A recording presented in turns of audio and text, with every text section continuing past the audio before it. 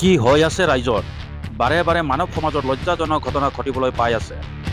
এইবাৰ লখিমপুৰত এনেকুৱা এটা লজ্জাজনক ঘটনা ঘটিলে।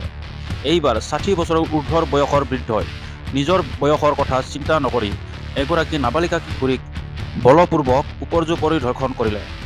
এই নীলাজ লম্পট বৃদ্ধটোৱে নাবালিকাক ধৰ্ষণ কৰাৰ কথা নিজ মুখেৰে স্বীকাৰ কৰিলে। এই ৬০ বছৰীয়া বৃদ্ধই ১২ বছৰীয়া কিশোৰীক ধৰ্ষণ কৰিবলৈ অকণো কুণ্ঠাবোধ নকৰিলে। শুনক কিশোৰীগৰাকীৰ মুখেৰে।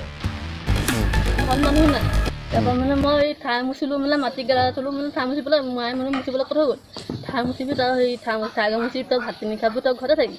মই ভাত পানী খাব ঘৰতে আছোঁ। তাৰপৰা ঠাই মুচি ভাগৰ লাগি মই শুবলৈ গৈছোঁ। যোৱাটোৰ পৰা পেণ্ট চেণ্ট খুলি ল'লে হেৰি লেতেৰা কাম কৰিছে নহয়। তোমাৰ পেণ্ট খুলি লৈছে নে? মোৰ ভাগৰ পেণ্ট খুলি লৈছে। তাৰপৰা আকৌ মোক আকৌ ঘোচা মাৰিছে, মই মাৰিছোঁ ঘোচাটো।